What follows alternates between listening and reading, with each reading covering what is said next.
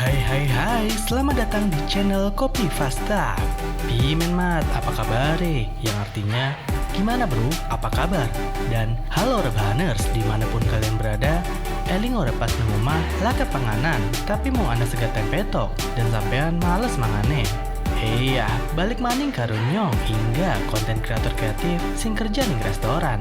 Neng episode kie, nyong bakal cerita kisah dramatikal, ironi, litotes, personifikasi, dan lain sebagainya. Intinya di luar nalar mat.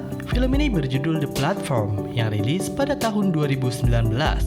Disutradarai oleh Galder Castelurtui dan dibintangi oleh Ivan Masegwe, Zorion Egulior, Alessandra Masansky, Antonio Sanjuan, Emilio Buale, dan masih banyak lagi. Mau tahu kelengkapan ceritanya? Yuh mat, siap nawedang, tuku olos, bantal simpuk, kelelengan, dan inilah The Platform.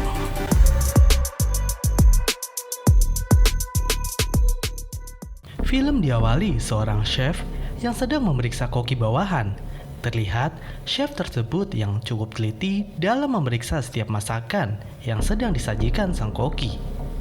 Hingga scene berganti pada seorang pria yang terbangun dari tidurnya.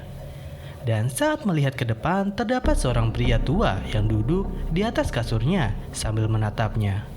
Saat ia mulai tersadar, pria tua di depan memberi selamat karena ia terbangun di lantai 48. Dan sedikit menjelaskan fungsi dari lubang yang ada di tengah mereka berdua.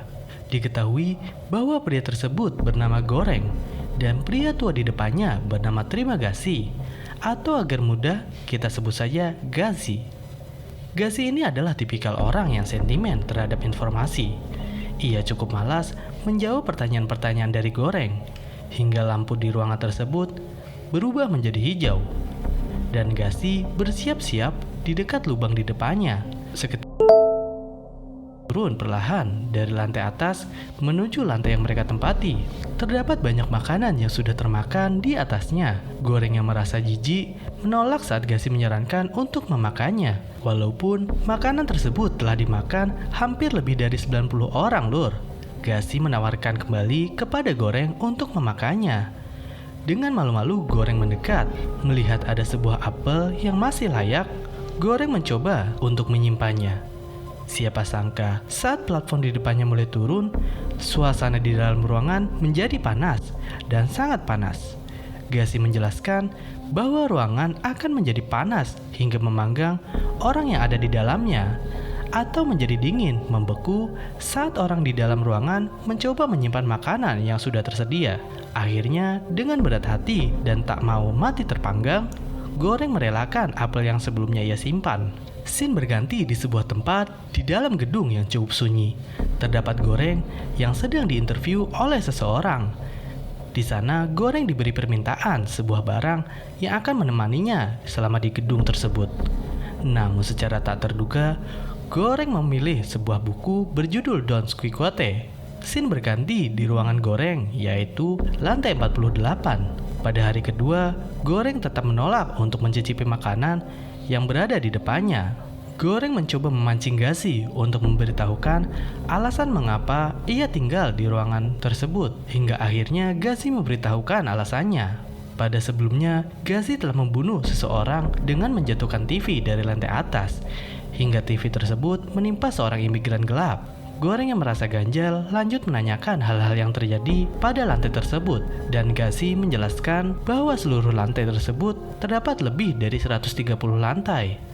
Karena rasa ibanya yang kasihan terhadap orang-orang yang berada di lantai paling bawah, Goreng berusaha memberitahu semua orang tentang apa yang akan terjadi. Namun ia berhasil mengurungkan niatnya karena dinasehati oleh Gazi. Akhirnya ia kembali ke kasurnya. Keesokan harinya, saat lampu berubah menjadi hijau, Gazi dengan lahap memakan sebanyak yang ia bisa makan. Sama halnya dengan Goreng, ia yang merasa kelaparan mulai mendekati platform. Pelan-pelan ia menyantap makanan tersebut. Hari terus berlanjut hingga saat Goreng sedang membaca bukunya. Dari lantai atas, seseorang menjatuhkan diri. Gazi menjelaskan, hal itu wajar terjadi karena depresi yang tinggi atau teman kamarnya yang mendorongnya hingga terjatuh. Goreng yang shock melihat kejadian tersebut mulai mendekati Gazi dan menanyakan lantai berapa saja yang pernah ia tempati. 72, 26, 78, 43, 11, 79, 32, 8, dan 132 saat ia menempatinya pada bulan sebelumnya. Goreng lalu menyimpulkan bahwa Gassi tidak akan bisa hidup selama sebulan jika ia berada di lantai 132, kecuali jika ia memakan temannya sendiri. Gassi yang tersinggung mulai kesal menjawab pertanyaan Goreng, dan hal itu bertepatan dengan lampu hijau yang menyala, di mana platform mulai turun. Dengan segera Gassi mendekati papan tersebut dan makan dengan lahap tanpa menghiraukan Goreng. Namun siapa sangka, terlihat seorang wanita yang duduk di atas platform. Goreng yang heran mulai memandangi wanita tersebut. Belum sempat Goreng bertanya, Gassi memberitahu agar segera menyantap makanan dan menghiraukannya. Sedikit informasi, wanita tersebut bernama Miharu, dan ia sedang mencari anaknya yang hilang di setiap lantai. Gassi juga memberitahu bahwa di lantai sebelumnya ia tidak membunuh dan memakan teman ruangannya, melainkan ada seseorang yang terjatuh dari atas dan tergeletak di ruangan Gassi. Hingga akhirnya ia memakannya bersama teman kamarnya. Hingga lampu merah kembali menyala yang membuat platform di depannya mulai turun. Betapa beringasnya orang-orang yang ada di lantai bawah. Miharu yang saling memandangi Goreng ditarik oleh orang-orang tersebut. Namun ternyata Miharu berhasil selamat dengan membunuhnya. Terlihat Goreng yang sudah mengerti dengan kondisinya. Ia tak sungkan untuk memakan hidangan bekas di depannya dan mulai akrab dalam menjalani hari-harinya bersama Gassi. Hingga saat semua orang akan tertidur dan Goreng sedang membaca bukunya, Gassi bertanya pada Goreng apakah ia percaya kepada Tuhan. Goreng yang heran kepada Gassi karena menanyakan hal tersebut balik bertanya. Dan Gassi memberitahu jika ia percaya, maka berdoalah agar diberi keselamatan. Hal itu dikarenakan Gassi yang sadar gas bius pada gedung tersebut sudah mulai menyebar. Keesokan harinya saat Goreng membuka mata, ia kaget melihat badan, tangan dan kakinya diikat.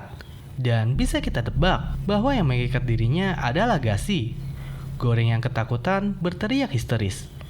Gassi dengan pisau samurai plusnya mencoba menenangkannya.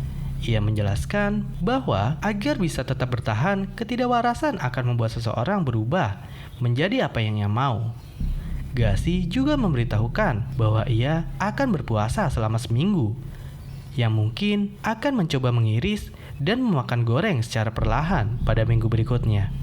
Pada hari pertama, bisa kita tebak platform di depan mereka kosong, bahkan tak menyisakan sebatang tulang pun.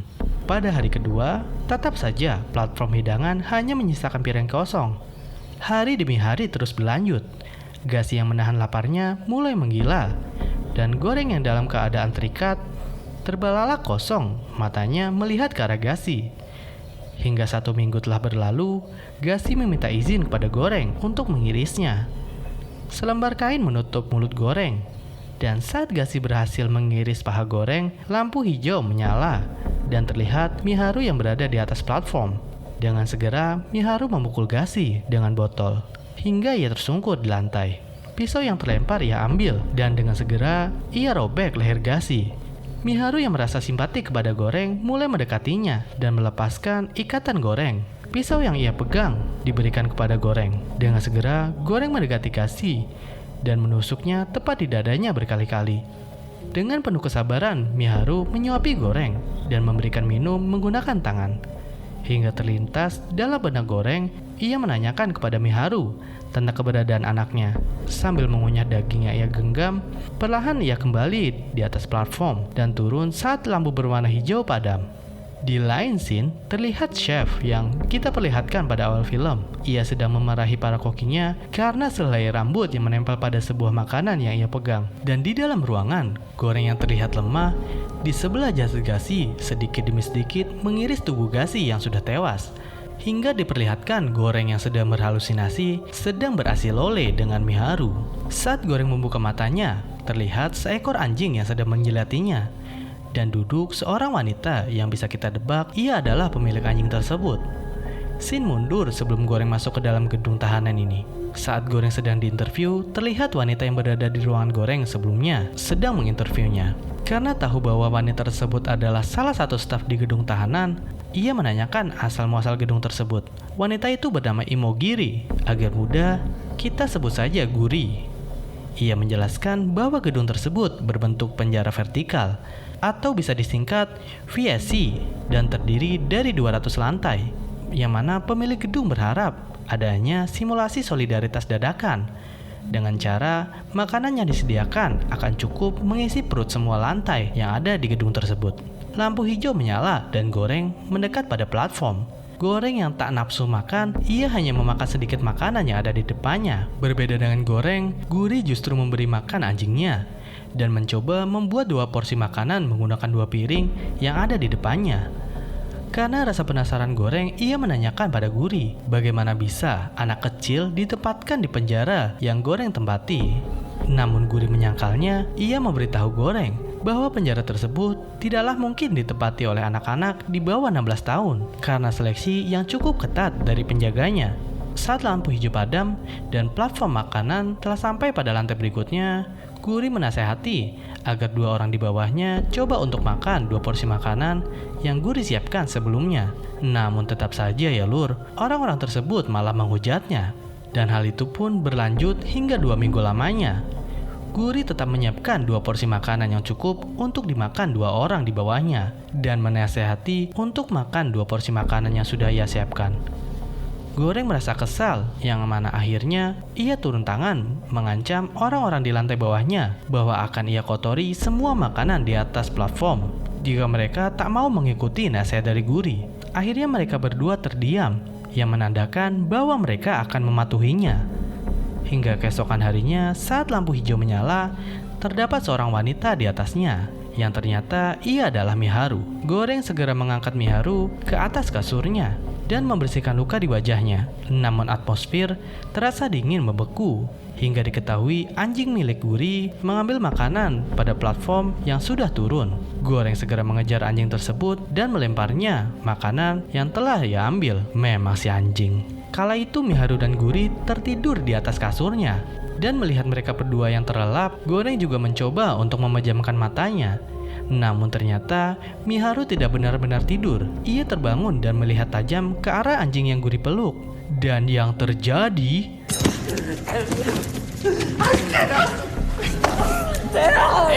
Sontak Goreng terbangun mendengar tangisan Guri dan terlihat Guri yang sedang hendak memukuli Miharu. Goreng segera berlari melerainya dan saat Goreng melihat ke arah lantai, darah dan beberapa jeroan saling berceceran.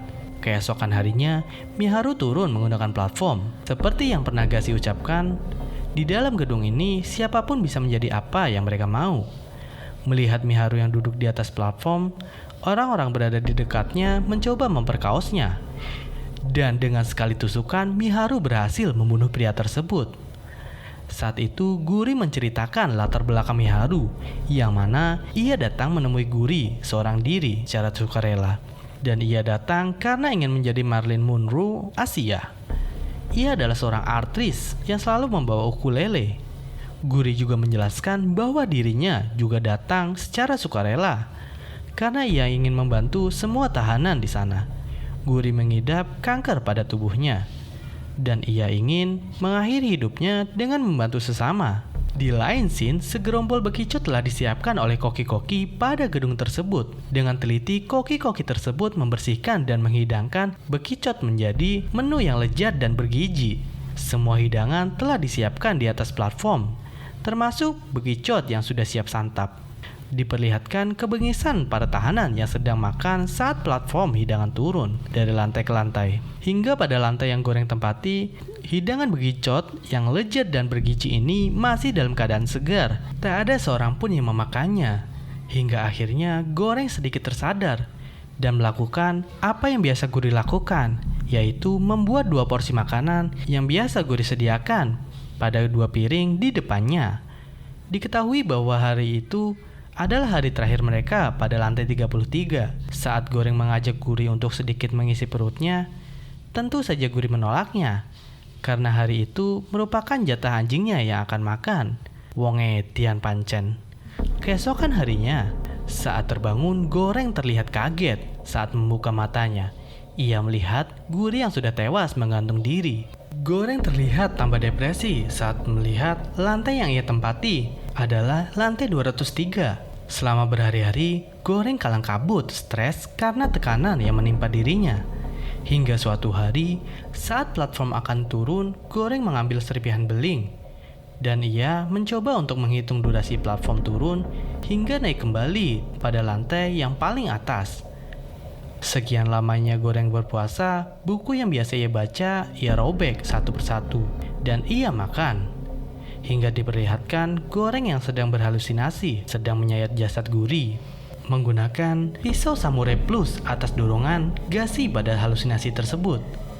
Dalam sekejap Goreng terbangun dan melihat ke arah samping, Miharu berjalan mendekati Goreng seperti akan membunuhnya. Dan ternyata hal itu hanya mimpi. Saat terbangun, Goreng melihat lantai 6 pada ruangannya dan seseorang berkulit gelap bernama Baharat, atau bisa kita singkat Barat, yang sedang berteriak pada orang-orang di lantai atasnya. Karena kenaifannya akan dibantu, ia meminta kepada orang yang ada di atasnya untuk membantunya naik. Akhirnya orang tersebut mempersilahkan untuk melempar talinya.